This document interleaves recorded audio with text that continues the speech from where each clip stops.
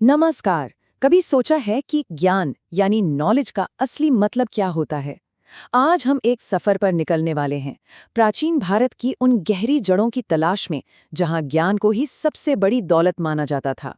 तो चलिए इस रोमांचक यात्रा को शुरू करते हैं।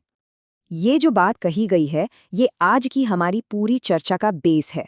ये हमें याद दिलाता है कि प्राचीन भारतीय सोच में असली दौलत सोना चांदी नहीं थी, बल्कि वो ज्ञान था जिसे कोई चुरा नहीं सकता। एक ऐसा खजाना जो हमेशा हमारे साथ रहता है। भारतीय संस्कृति को अगर समझना हो तो एक बहुत बड़े पुराने बरगद के पेड़ के बारे में सोचिए, जिसकी जड़ें हजारों साल पुरानी हैं और टहनियां हर दिशा में फैली हैं। आज हम इसी ज्ञान के पेड़ की जड़ों और शाखाओं को थोड़ा और करीब से देखेंगे। देखिए, इन जड़ों की सबसे खास बात यह है कि ये सब एक ही तने को मजबूत करती हैं, और इसी एक तने से कला, विज्ञान, फिलॉसफी मतलब कि दर्शन, ऐसी न जाने कितनी शाखाएं निकलती हैं। और ये सब आपस में जुड़ी हुई हैं, एक ही कल्चरल विरासत का हिस्सा हैं। तो चलिए इस ज्ञान के पेड़ की सबसे पुरानी और सबसे गहरी जड़ों से अपनी खोज शुरू करते हैं। ये हैं वो पवित्र ग्रंथ जिन्हें हम वेद के नाम से जानते हैं। अच्छा, ये वेद शब्द का मतलब क्या है? ये संस्कृत के एक रूट वर्ड विद से आया है, जिसका सीधा सा मतलब होता है जानना। तो वेद असल में नॉलेज की किताबें हैं, ज्ञान की पुस्तकें। और ये दुनिया के सबसे पुराने टेक्स्ट्स में से एक हैं, जिनमें हजारों भजन और प्रार्थनाएं शामिल हैं। और जरा सोचिए कि ये परंपरा कितनी पुरानी है, 3,500 साल से भी ज्यादा। और जो बात इसे और भी कमाल की बनाती है, वो ये है कि हजारों साल तक इसे लिखा ही नहीं गया था। ये सारा ज्ञान गुरु से शिष्य तक बस बोलकर एक पीढ़ी से दूसरी पीढ़ी तक पहुंचाया गया। ये कोई छोटी बात नहीं है। लगभग 100 से 200 पीढ़ियों तक ये ज्ञान बिना किसी बड़े बदलाव के मुंह ज़बानी आगे बढ़ता रहा। इसे महान ऋषियों और यहाँ तक कि ऋषिकाओं यानी महिला संतों ने मिलकर रचा था। 4 वेद तो हम सब जानते ही हैं, ऋग्वेद, यजुर्वेद, सामवेद और अथर्ववेद। और इसी कमाल की परंपरा को यूनेस्को ने भी 2008 में एक वर्ल्ड हेरिटेज माना है। वेदों का जो पूरा सार है ना, वो इस एक लाइन में छिपा है। एकम सत विप्रा बहुधा वदंती। मतलब परम सच तो एक ही है, लेकिन जो ज्ञानी लोग हैं वो इसे अलग अलग नामों से बुलाते हैं और उस तक पहुंचने के रास्ते भी अलग अलग बताते हैं।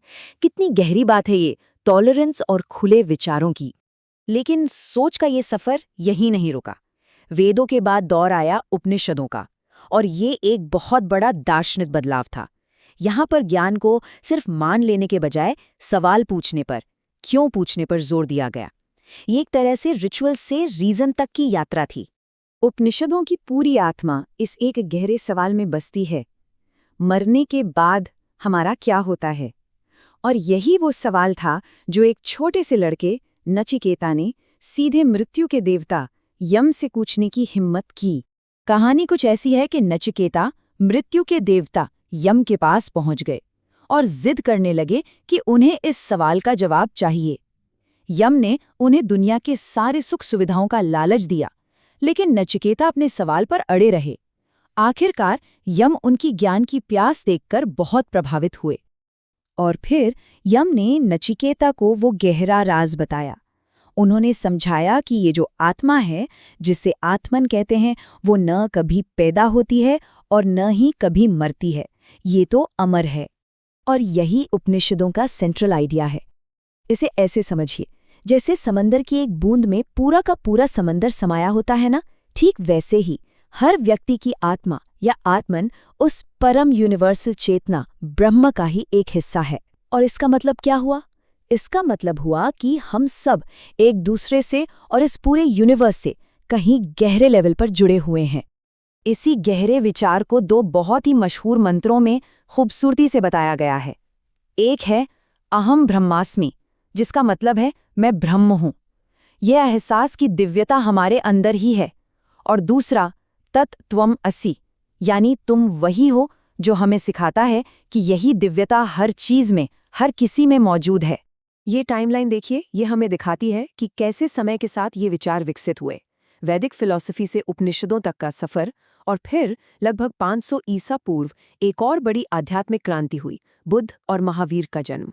तो ज्ञान की इस खोज का अगला पड़ाव हमें एक राजकुमार सिद्धार्थ गौतम की कहानी की तरफ लेके जाता है। उनकी यात्रा महलों से शुरू नहीं हुई, बल्कि इंसानी दुखों की सच्चाई का सामना करने से शुरू हुई।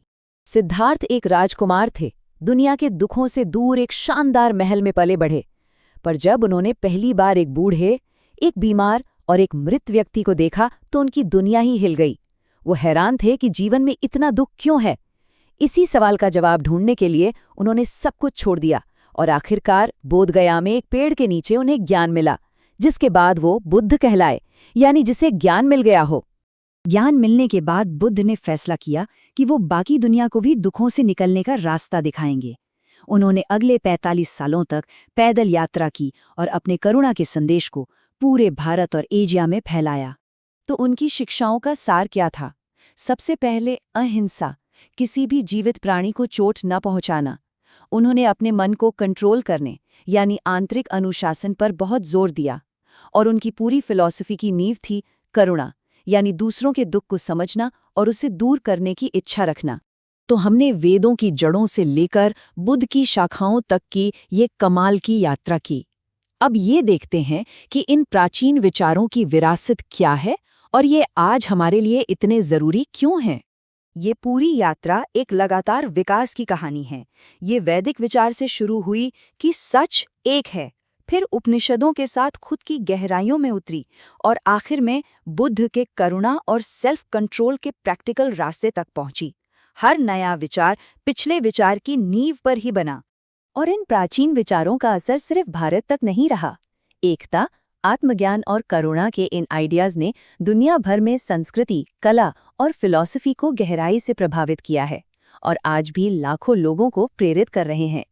तो बस इसी सवाल के साथ आज की बात खत्म करते हैं कि हजारों साल पुराने एकता और करुणा के जो आइडियाज़ हैं, आज के हमारे इस मॉडर्न दुनिया को, हमारे समाज को कैसे एक नई दिशा दे सकते हैं। इस पर सोचिएगा जरूर।